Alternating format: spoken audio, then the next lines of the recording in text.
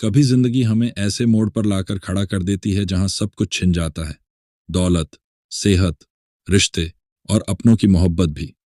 और जब सब कुछ चला जाए तो एक चीज होती है जो इंसान को गिरने से रोकती है, सब्र। और जब सब्र की सबसे बड़ी मिसाल चाहिए हो तो एक नाम सबसे पहले आता है, हजरत अय्यूब अलैहिस्सलाम। एक नेक पैगंबर की रोशनी से भरी शुरुआत।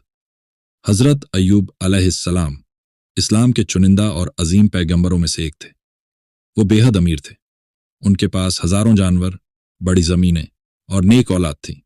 लेकिन इससे भी ज्यादा बड़ी दौलत थी उनका यकीन और अल्लाह से गहरा रिश्ता। हर वक्त अल्लाह का शुक्र, हर बात में अल्लाह की मर्जी को मानना, यही उनकी पहचान थी। शैतान का जलना और इम्तिहान की शुरुआत। जब शैतान ने देखा कि अय्यूब अलैहिस्सलाम इतने नेमतों के बावजूद अल्लाह का शुक्र अदा करते हैं तो उसने अल्लाह से कहा, ऐ अल्लाह, ये तेरा शुक्रगुजार इसलिए है क्योंकि तूने इसे सब कुछ दिया है। अगर तू इसकी नेमतें छीन ले तो ये तुझसे मुंह फेर लेगा। अल्लाह ने जवाब दिया, अय्यूब मेरा सच्चा और सब्र करने वाला बंदा है। जा, तू उसे आजमा सकता है लेकिन उसकी जान मत लेना। और फिर शुरू हुआ सब्र का सबसे बड़ा इम्तिहान। एक एक कर सब कुछ चला गया। पहला इम्तिहान, दौलत और कारोबार का जाना। शैतान ने खेतों में आग लगवा दी, जानवर मारे गए, सारा कारोबार और दौलत खत्म हो गई। दूसरा इम्तिहान, औलाद की मौत।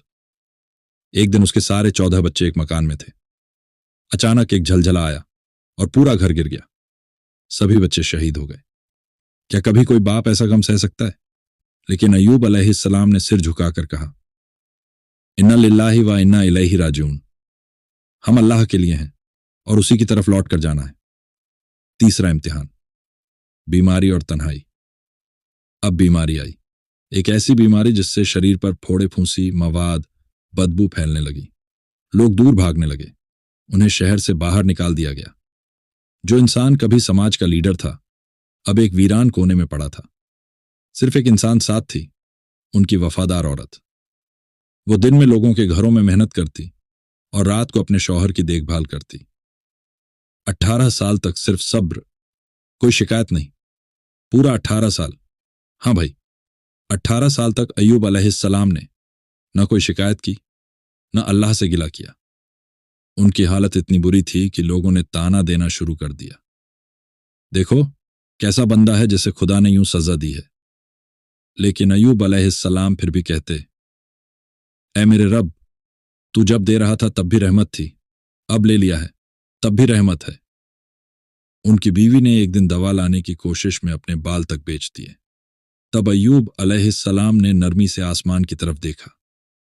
दुआ जो सब्र की ऊंचाई से निकली 18 साल बाद, जब सब कुछ छिन चुका था, तब अय्यूब अलैहिस्सलाम ने सिर्फ इतना कहा, रब्बी अन्नी मस्सनिया यद्दुर्रु व अंता अरहमुर राहिमीन।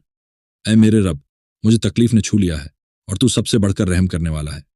कुरान सूरह साद 81। बस ये दुआ सीधा अर्श तक पहुंची। फिर अल्लाह का मौजिज़ा हुआ। अल्लाह ने हुक्म दिया, ऐ अय्यूब, अपना पांव जमीन पर मारो। जैसे ही उन्होंने पांव मारा, जमीन से एक ठंडा पाक पानी का सोता निकला। अल्लाह ने कहा, इससे नहा लो और पी लो, तुम्हारी हर तकलीफ दूर हो जाएगी।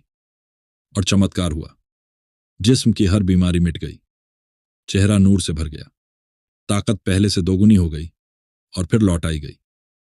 हर नेमत अल्लाह ने फरमाया। हमने उन्हें न केवल उनकी पुरानी दौलत लौटाई बल्कि उसे दोगुना कर दिया। खेत लौटे, जानवर लौटे, दौलत और इज्जत लौटी, और सबसे बढ़कर औलाद भी लौट आई। रिवायतों में है कि या तो नए 14 बच्चे दिए या पुराने को जिंदा कर दिया। सीख जो सबको समझ आ जाए अगर दौलत चली जाए। सब्र करो अगर रिश्ते टूट जाएं, सब्र करो अगर बीमारी आ जाए, सब्र करो अगर सब छोड़ दें, अल्लाह तुम्हें कभी नहीं छोड़ता, याद रखो। सब्र का फल दुनिया में भी है और आखिरत में भी है। सब्र करने वालों को अल्लाह अकेला नहीं छोड़ता बल्कि उन्हें वहीं वापस पहुंचाता है और उसे ऊंचा मुकाम देता है। अंतिम लफ्ज। हजरत अय्यूब की ये कहानी बच्चों के लिए सबक है, नौजवानों के लिए रास्ता है और बुजुर्गों के लिए उम्मीद है। अगर आप तकलीफ में हैं तो याद रखें, अल्लाह देख रहा है, सुन रहा है और इंतज़ार कर रहा है आपकी उस सच्ची पुकार का।